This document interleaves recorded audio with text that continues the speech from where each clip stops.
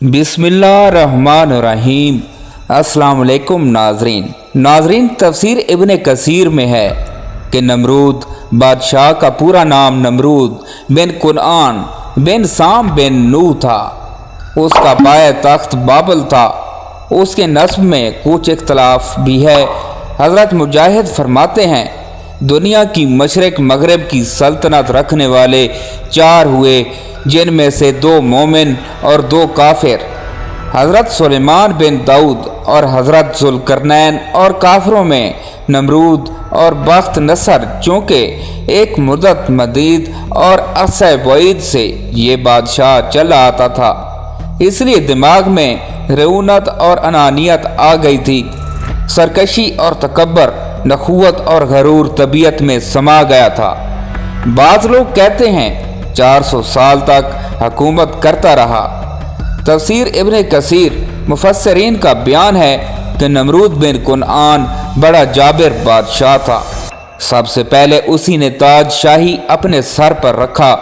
उससे पहले किसी बादशाह ने ताज नहीं पहना था। ये लोगों से ज़बरदस्ती अपनी पुरस्तिश कराता था।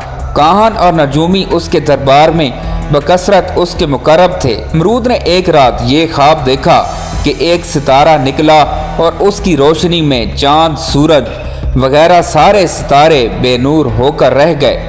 काहनों और नजूमियों ने इस ख्वाब की ये ताबीर दी कि एक फर्जंद ऐसा होगा जो तेरी बादशाही के जवाल का बादशाह होगा। ये सुनकर नमरूद बेहद परेशान हो गया और उसने ये हुक्म दे दिया कि मेरे शहर में जो बच्चा पैदा हो वो कत्ल कर दिया जाए और मर्द औरतों से जुदा रहें। चुनांचे हज़ारों बच्चे कत्ल कर दिए गए, मगर तकदीर अलही को कौन टाल सकता है। उसी दौरान हज़रत इब्राहीम अलैहिस्सलाम पैदा हो गए और बादशाह के खौफ से उनकी वालदा ने शहर से दूर पहाड़ के एक गार में उनको छुपा दिया। उसी गार में छुपकर उनकी वालदा रोज़ाना दूध पिला दिया करती थी। बाज़ मुफस्सरीन का कूल्हे के 7 बरस की उम्र तक और बाज़ों ने तहरीर फरमाया कि 17 बरस तक आप उसी गार पर परवरिश पाते रहे। नमरूद ने खुदा होने का झूठा दावा कर रखा था और जो उसे खुदा ना मानता उस पर बहुत जुल्म व सितम करता और कत्ल भी करवा देता था। उस दौर के नबी हज़रत सैयदना इब्राहीम अलैहिस्सलाम भी नमरूद को खुदा ना मानने की वजह से आग में डाले गए, मगर अल्लाह पाक के हुक्म से वो आग आप अलैहिस्सलाम के लिए ठंडी हो गई और आप महफूज रहे। आप अलैहिस्सलाम को आग में डाले जाने के कुछ दिन बाद सख्त कहत पड़ा और खाने पीने का सामान ख़त्म हो गया। लोग नमरूद के दरबार में जाकर अनाज की दरख्वास्त पेश करते। जवाबन नमरूद उनसे अपने खुदा होने का इकरार करवाता। जो उसे खुदा मानता उसे अनाज मिल जाता और जो ना मानता उसे खाली हाथ जाना पड़ता। हज़रत सैयदना इब्राहीम अलैहिस्सलाम भी अनाज लेने नमरूद के पास गए। नमरूद ने पूछा, तुम्हारा रब कौन है? फरमाया, मेरा रब वो है जो जिंदा करता और मौत देता है। ये सुनकर नमरूद बोला, ये कुदरत तो मेरे पास भी है। ये कहकर उसने 2 कैदी बुलवाए, एक को छोड़ दिया और एक को कत्ल करवा दिया। आप अलैहिस्सलाम ने नमरूद की कम अक्ली देखकर फरमाया, मेरा रब मशरिक से सूरज को निकालता है। अगर तू खुदा है तो मगरिब से सूरज निकाल कर दिखा। ये सुनकर नमरूद हैरान हो गया और कोई जवाब ना दे सका। कुछ देर बाद अपनी शर्मिंदगी मिटाने के लिए बोला, मेरे पास अनाज नहीं है, जाओ अपने रब से जाकर अनाज मांगो। अनाज का थैला आप अलैहिस्सलाम नमरूद के दरबार से निकल आए और घर की तरफ चल पड़े। रास्ते में रेत का एक टीला नज़र आया। आप अलैहिस्सलाम घर वालों को खुश करने के लिए उसी रेत से एक थैला भरकर घर ले आए और सो गए। अल्लाह की शान देखिए कि आपकी बीवी हज़रत सैयदना सारा रज़ी अल्लाह ताला अन्हा ने थैला खोला तो वो आटे से भरा हुआ निकला।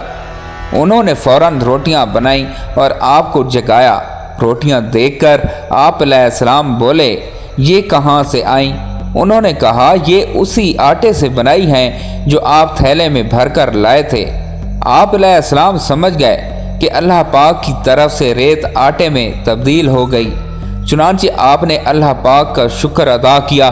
ادھر اللہ پاک نے انسانی شکل میں ایک فرشتہ نمرود کے پاس بھیجا۔ فرشتے نے اس سے کہا تیرا خدا کہتا ہے تو مجھ پر ایمان لے آ، میں تیری بادشاہت برقرار رکھوں گا۔ نمرود بولا کون خدا؟ خدا تو صرف میں ہوں۔ فرشتے نے دوسری اور پھر تیسری بار بھی اپنی بات دہرائی، مگر ہر بار نمرود نے انکار ہی کیا۔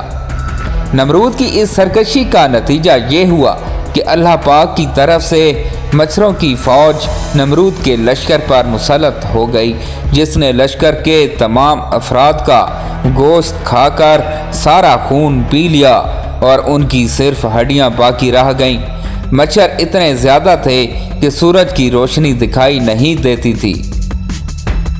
نمرود یہ ہولناک منظر دیکھتا تھا مگر کچھ نہیں کر سکتا تھا۔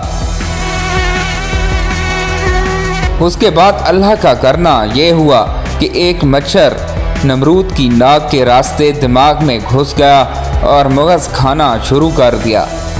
درد کی شدت سے نمرود پاگل ہونے لگا اور اس نے اپنی تکلیف ختم کرنے کے لیے سر پر ڈنڈے لگوانا شروع کر دیے۔